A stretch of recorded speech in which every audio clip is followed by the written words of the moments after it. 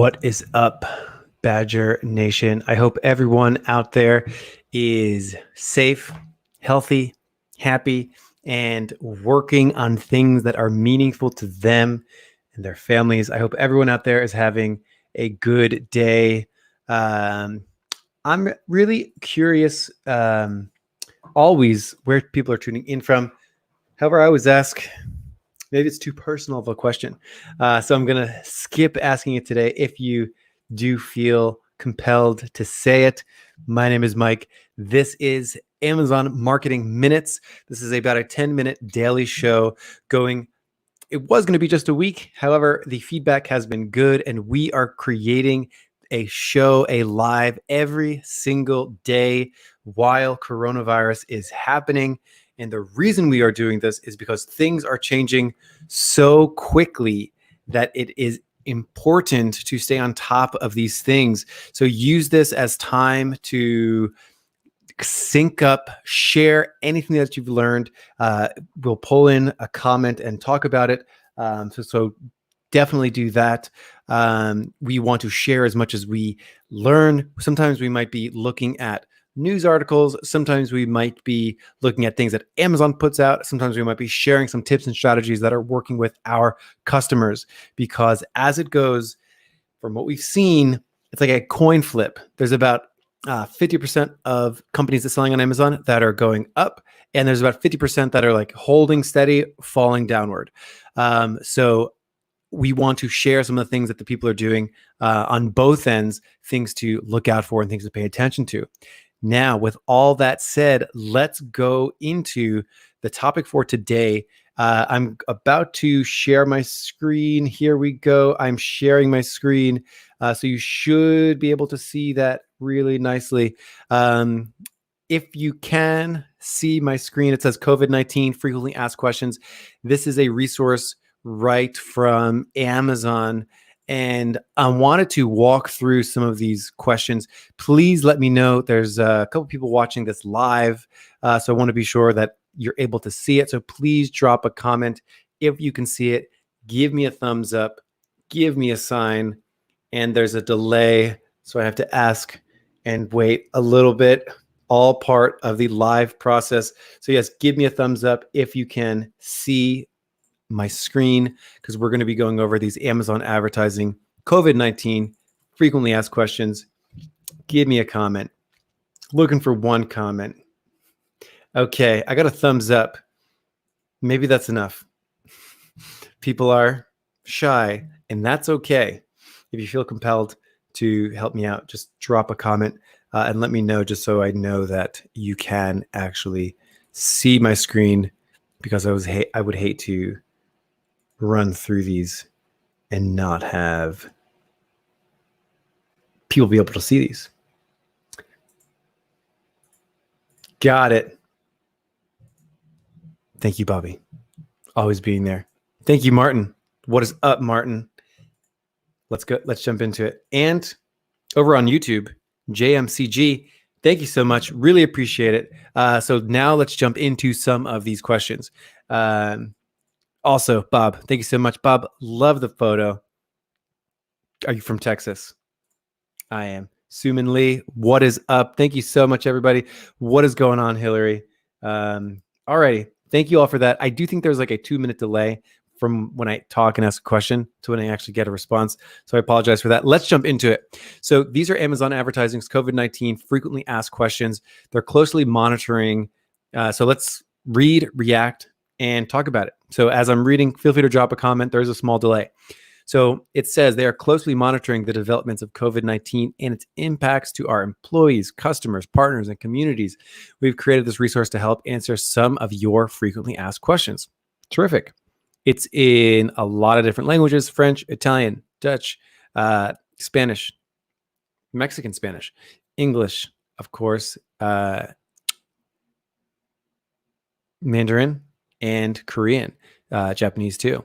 So what are some of the changes Amazon has made due to COVID-19?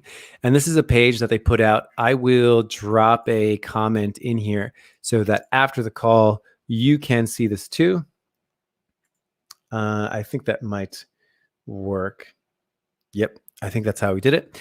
And so you can follow along and you can check it out after this. So basically, it says, what are some changes Amazon has made due to COVID-19? For a list of updates on what we're doing to support our employees, partners, customers, communities, please refer to the Amazon blog day one.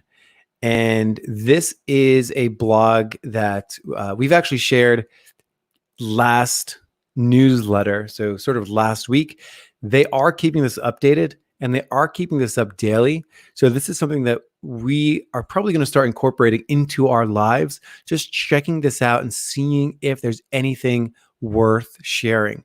This is a bit corporate-y. And of course, this is from Amazon's blog. And it's actually pretty interesting. I was sent to Amazon about Amazon.eu, which is pretty interesting that I'm not on the US site right now. This is Amazon donates 21 million euros, not dollars. So I think that's pretty interesting why I ended up on the European site.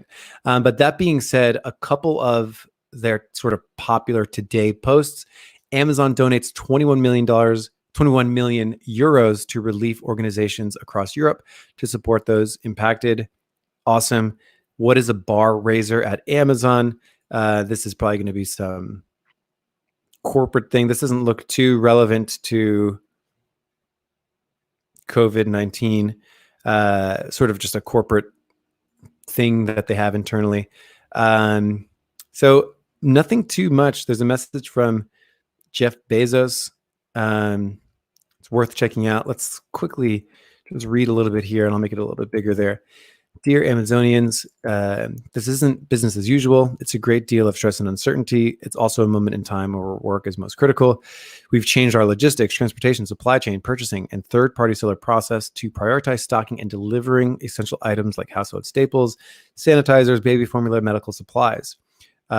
We all know the true impact of that because this was not a perfect rollout. There were things that were essential items that did not get listed as essential items.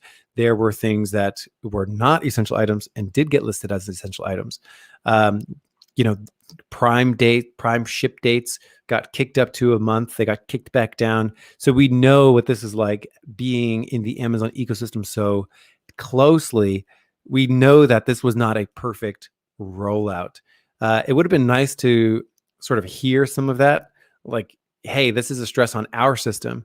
It would have been nice to sort of hear, like, even a system as robust as Amazon's is still undergoing some stress. It would have been nice to hear that being in the Amazon ecosystem. I'm not alone being grateful for the work that you're doing. Absolutely. I mean, everyone who is working on inside an FBA warehouse, inside Amazon right now, keeping really a huge portion of the economy moving. That is huge. These people are on the front line. So I absolutely agree with that. Across the world, people are feeling the economic effects of this crisis. I'm sad to tell you, I predict things are going to get worse before they get better.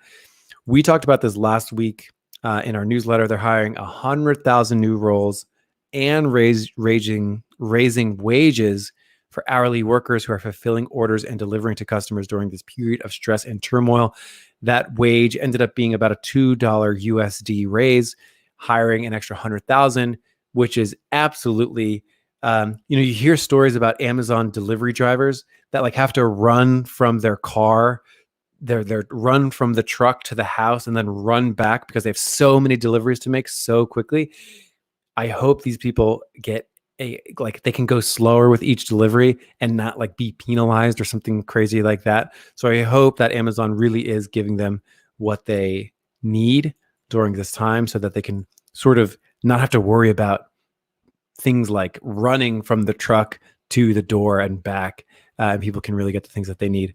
So a lot of this is, pretty much corporate speak, I guess you would call that.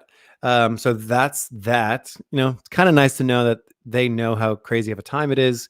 It would be nice it's always nice to hear a company admit some of their missteps anytime something like this happens. So it would have been nice to, have them say, hey, Amazon sellers, we know that Prime dates and ship dates were up and down all around, and your customers were probably confused. So would have been nice to sort of worth mentioning there. How can I know what product? Question 2, how can I know what products Amazon is prioritizing? We consider many factors when determining eligibility, including high demand products customers need right now. Okay, we consider many factors. Would be nice to know what those factors are. Current inventory levels and inventory in transit, fulfillment center capacity, and our ability to adhere to the latest health guidelines. So I guess those are the factors. Current inventory levels, inventory in transit, fulfillment center capacity, and ability to adhere to the latest health guidelines. So there's a report, the restock inventory page and restock report in Seller Central to check which products are eligible for shipment creation.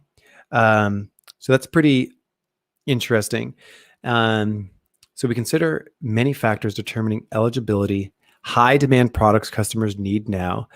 So probably part of their algorithm knows like what an in-demand product is. They have loads and loads of data, current inventory levels, inventory in transit. So again, inventory management is something that we've mentioned a lot. Inventory management matters even more now, in the sense of, I would say out of all of these things, the things that we can control, we cannot control fulfillment center capacity and the ability to adhere to the latest health guidelines. What we can control is inventory levels. So good inventory management is something we mentioned last week in our newsletter. It's worth mentioning again. A lot of people have even rolled out multiple suppliers in order to sort of help distribute and accelerate their inventory management. So definitely, that's important. Their inventory report, their restock inventory, if in case anyone hasn't seen it, there is a help doc. You will need to be signed in order to see that. But the restock report, how does Amazon generate restock recommendations? Again, they look at a variety of factors. Even them here, they say that the right amount varies based off future demand and the cost of carrying too much or too little inventory. Definitely check this. You don't have loads and loads of control. As you know, this is sort of happening. This is one thing that Amazon is sort of pushing towards us. Let's get into some more of the PPC things. I will bring on a stock inventory expert on a live in the coming days. If you know someone who's really an expert on inventory management, I'm definitely all about Amazon PPC ads and Amazon marketing. But if you know anyone that's really, really good on the back of house stuff on Amazon, drop a comment, because I would love to have that person on this show to share some of the things that they're seeing. So drop a comment if you know anyone really, really good at inventory management and likes to talk about it. Should I take any action on my display video custom ads or Amazon DSP campaigns if my inventory is low? We recommend you reaching out to your Amazon representative to discuss inventory levels and develop a plan of action for your campaigns. So if your inventory is low, you need to keep that in mind and look at how many sales per day and look at how long that inventory will last. You do not want to stock out if you can help it. So yes, if you are running campaigns and you are going to run out of inventory because your inventory is low, try to throttle that. That's generally the piece of advice that is given. So with all the different campaigns, if your inventory is low, throttle it back ever so slightly. How do you throttle it back? Generally, that involves a CPC decrease and a budget decrease at the same time. Because note, if you decrease your CPCs only, it is possible that you get more clicks for the same budget. So you want to decrease both of those. Look at your conversion rate to really know where to go. What happens if products in my store go out of stock? With product grid and full-size product content tiles, you can select to have out-of-stock products hidden from your store. If you choose this option, they'll automatically display once they're back in stock. Pretty sound, pretty normal advice there. What are my options for fulfilling products directly? This is where we get into FBM, fulfilled by the merchant. Sellers can use the merchant fulfilled network to use their own resources to fulfill an Amazon order. This is another topic that we talked about last week, and this is worth considering for your company. Should you switch from FBA to FBM? Probably not. Should you supplement your shipments, your fulfillment with a little bit of FBM? Probably. I think what we've seen with, even though Amazon has perhaps the best logistics system in the entire world, it is still only one system. And even though it is distributed, and that's good because there's lots of different fulfillment centers all over America, all over the world, diversification, as we have seen here, is really valuable. So if you can develop a merchant fulfilled system, if you can do some FBM, it would probably be worth looking into for that. Some of my products in my campaigns currently have longer delivery times. Preach. Do I need to make changes to any of my campaigns? Let's see what they say about this. If you have longer delivery times, here are some tips to optimize your campaign performance. For sponsored products, select dynamic bids, bid down only, or dynamic bids up and down, as these bidding strategies will take into account any changes in conversion rate and adjust your bid accordingly. Fixed bids will not adjust automatically. You will need to manually adjust them. I'm not a fan. Of course, I'm not a fan. In general, it is. I always advocate for people to take control of their own bidding, especially for sponsored products. It is generally the thing that is the biggest moneymaker. So you want the most control over it, which means I generally say this: if you do nothing to manage your bids, you don't go in there regularly. You don't. I'll start down here. If you don't do anything to manage your bids, you don't log in regularly, you don't update them, you don't use a tool like Ad Badger, and you just sort of set it and forget it. We had an episode on our podcast talked about the bidding personalities.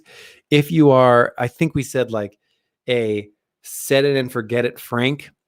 If you are a set it and forget it Frank and you never touch your bids, then yes, turn these settings on.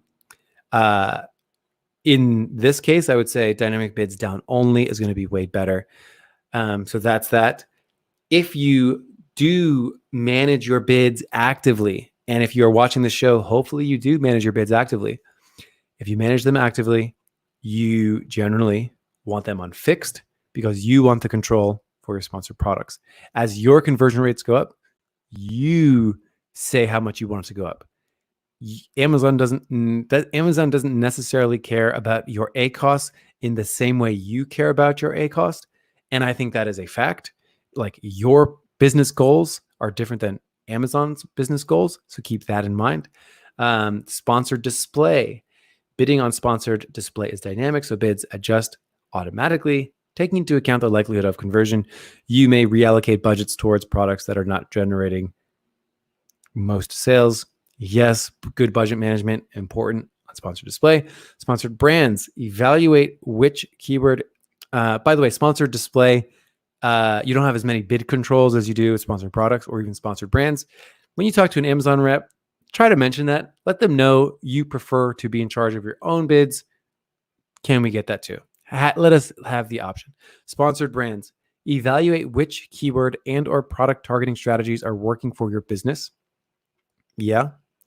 You can increase bids for the strategies that are driving conversions and reduce bids for strategies that are underperforming. Thank you.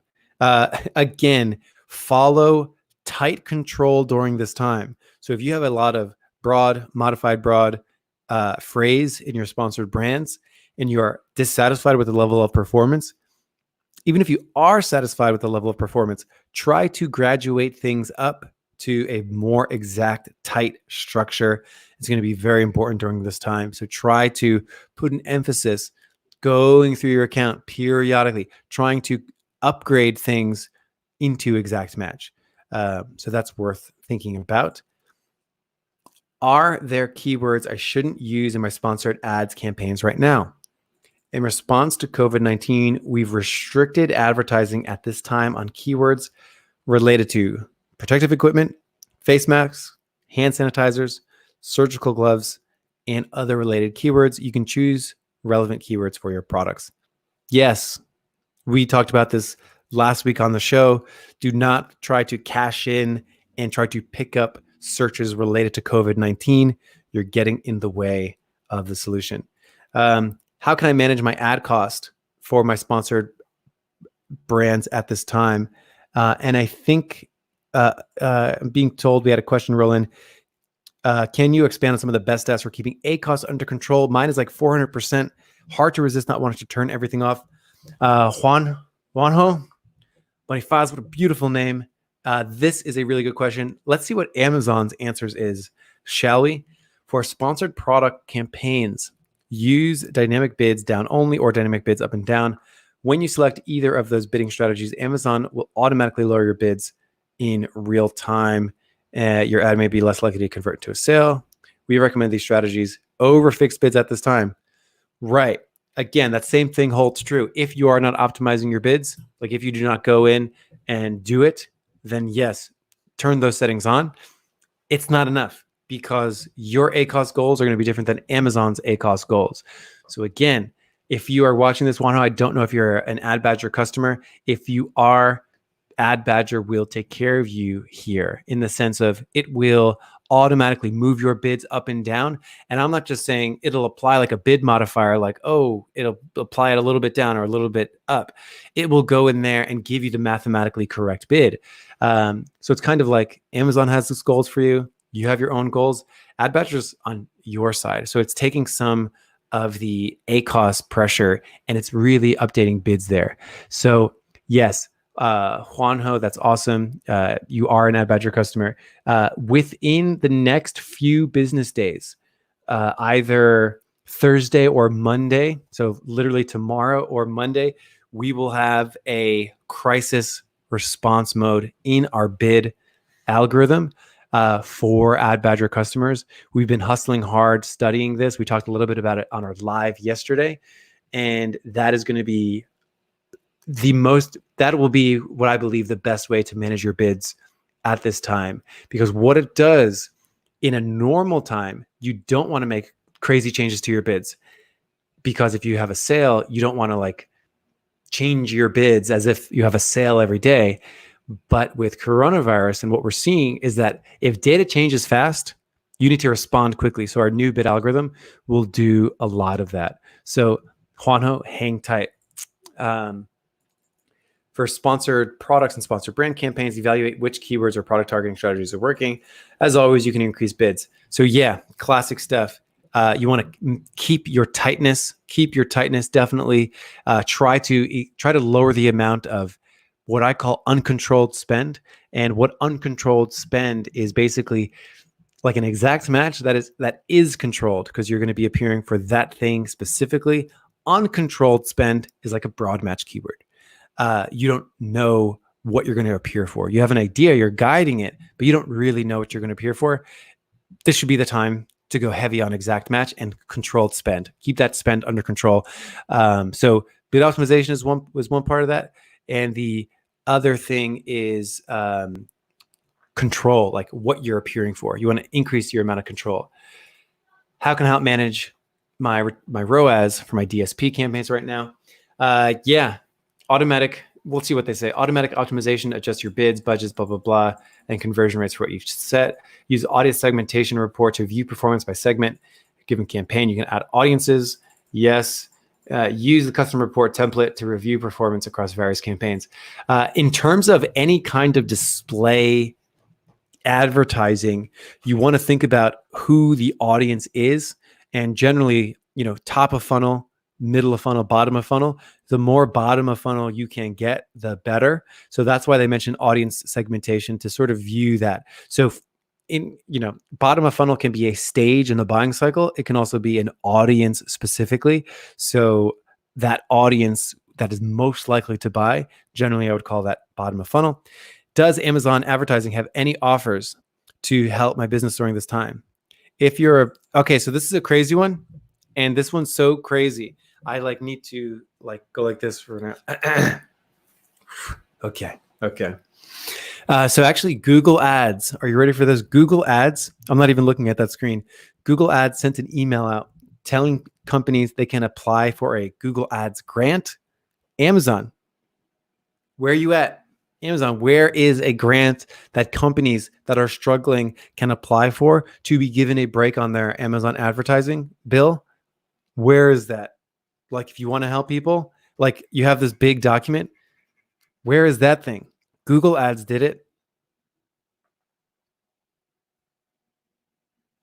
So they say if you're a seller or a vendor enrolled in the Amazon brand registry, you can use these free self-service products below to communicate your brand message. Stores, this free solution lets you create a dedicated destination for your brand on Amazon and help shoppers discover your brand's potential. Nice.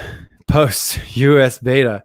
Poster of new free browse and discover experience on Amazon focused brand shopping. Okay. Nice. Amazon Live, US only.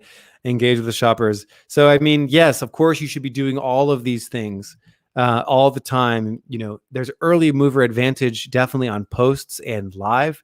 So if you have access to those, you should do it. There's early mover advantage on that.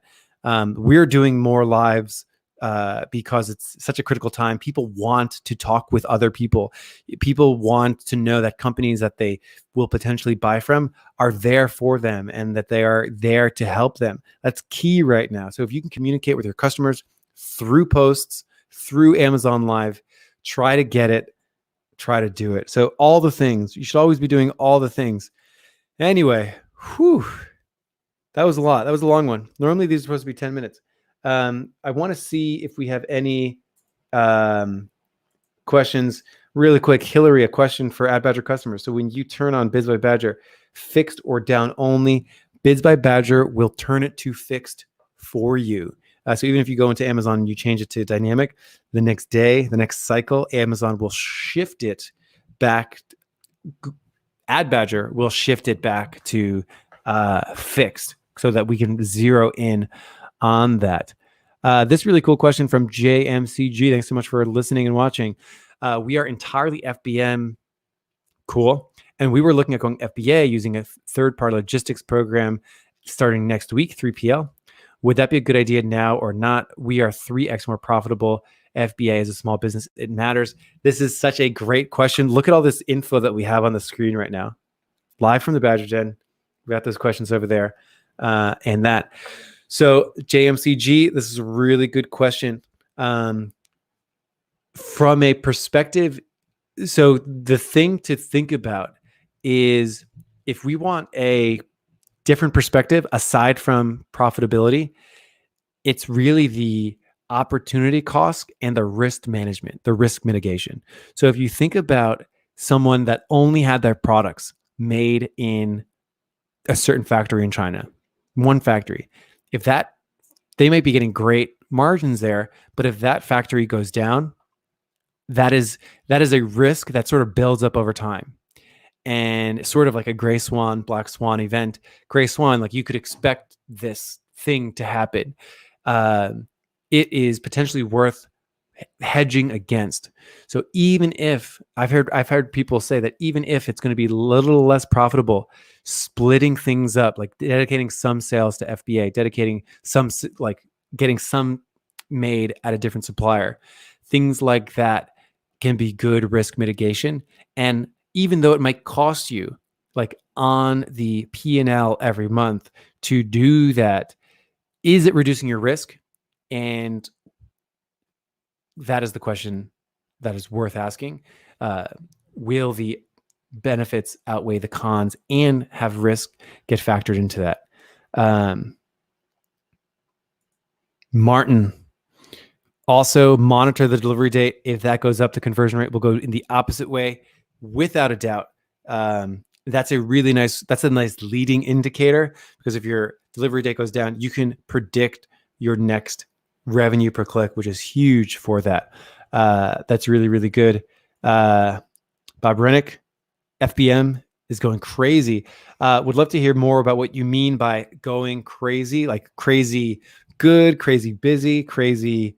What's really cool about this is that Amazon has come out. They haven't come out. This has been anecdotal in the sense of FBM typically takes a backseat to FBA for Prime and ship dates and all those things, Amazon's own algorithmic preference for the buy box. I have seen reports of actually FBM winning the buy box because it'll ship faster. So that's a really interesting thing to think about. So if Bob can talk about that. Yes, it also looks like we posted a better link somewhere to that. So these were the Q&A that I looked at, the frequently asked questions. Yes, right over there. So with all that said, we are doing this every single day during the COVID-19 crisis. We want to take your questions. If you have any other topics that you'd like us to talk about, leave a comment. We will talk. We'll talk more about it. So we are here to help. We are working hard to share as much as we possibly can. We are working hard to build tools. Like I mentioned, we have that crisis mode coming out soon. Bob followed up, crazy good. I do a lot of buy box, and FBA is taking the buy box. Okay. Is the ship date on both of those the same?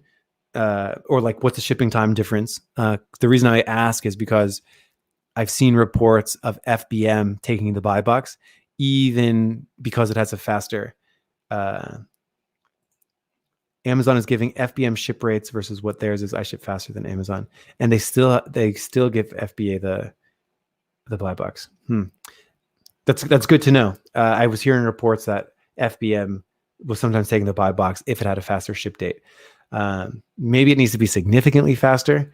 That's actually worth talking about. Whew, we did it. 30-minute live. This was our longest one yet. Definitely drop a comment. Any other topics, if you want to get closer down in the weeds, if you want us to do a live review of a campaign, whatever it is, we are here to help during this crazy time of coronavirus. Have a good one, everyone. Keep the questions coming. We are going overdrive in our Facebook group. Bob, FBM gets the buy box, not the FBM. Okay, we'll talk more about this on the post. But I hope all is well. Stay safe, stay healthy, stay home. Hopefully, if everyone just stays home for like 2-3 weeks, isn't that how it works? Like if everyone were to stay home for the next 3 weeks, we'd all stop the spread. Anyway, this was a good one, everybody. Have a good one, and I'll see you inside the Badger Den. We've been going overdrive in our Facebook group. So go to adbadger.com/Facebook if you are not a member of it yet, adbadger.com/Facebook. And we will see you tomorrow, same time, 3 p.m. Central, 2 p.m. Eastern. Have a good one. Adios.